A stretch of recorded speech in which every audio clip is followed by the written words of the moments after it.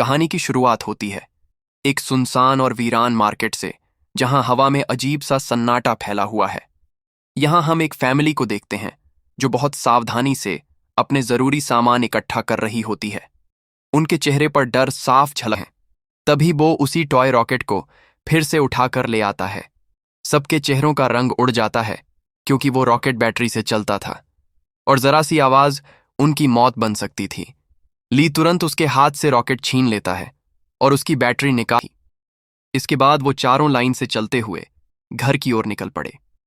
रास्ते में कैमरा पूरे शहर को दिखाता है, एक ऐसा शहर जो कभी रोशनी, आवाज और भीड़ से भरा रहता था, जहां कभी गाड़ियों के हॉर्न और लोगों की बातें गूंजा करती थीं।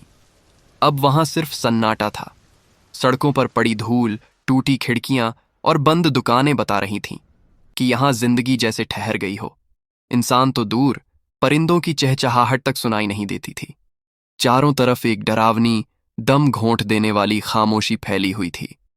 पूरी दुनिया अब लगभग खत्म हो चुकी थी। जिंदा बचे हुए तरह नहीं, बल्कि किसी और ही दुनिया के जीव की तरह लग रहा था। ली तुरंत दौड़ता है, पूरी ताकत से बो की ओर भागता है ताकि खिलौना बंद कर सके। लेकिन तब तक बहुत देर हो चुकी थी। उस डरावने मॉन्स्टर ने बिजली की गति से आकर बो को अपने साथ खींच लिया। कुछ ही सेकंड में सब खत्म हो गया। हवा में सिर्फ वो भयानक सन्नाटा बाकी रह गया। इसके बाद कहानी 1 साल आगे बढ़ जाती है। ली और उसकी फैमिली अब इस नई खतरनाक दुनिया में जीना सीख चुके थे। उन्होंने अपनी सुरक्षा के लिए हर संभव इंतजाम कर लिया था।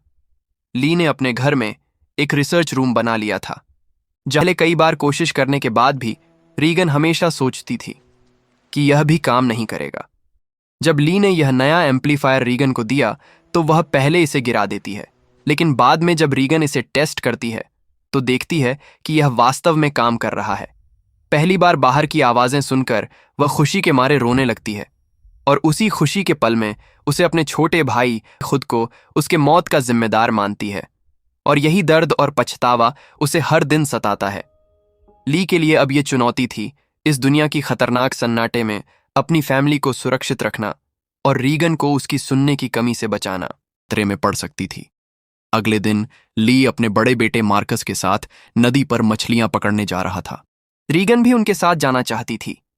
उसने बार बार रिक्वेस्ट की, लेकिन ली ने उसे मना कर दिया। उसने कहा, तुम्हारी मां घर पर अकेले की बॉडी इतनी मजबूत थी कि उसे बंदूक से मार पाना असंभव था। ली ने तुरंत अपने पहले से तैयार किए गए प्लान पर काम शुरू किया। उसने मार्कस को टॉर्च दी और उसे जल्दी से फ्लेयर रॉकेट चलाने को कहा, जिसे उन्होंने पहले ही घर से दूर एक जगह पर तैयार करके रखा था। मार्कस दौड़ते हुए रॉकेट तक पहुंचा और उसे चला दिया। उधर एवलिन, अगर बच्चे की मुंह से जरा सी भी रोने की आवाज निकलती तो उनकी मौत तय थी। दूसरी ओर मार्कस और रीगन अपने पिता का इंतजार करते करते पूरी तरह थक चुके थे, लेकिन उन्होंने हिम्मत नहीं हारी और पिता के आने की उम्मीद बनाए रखी।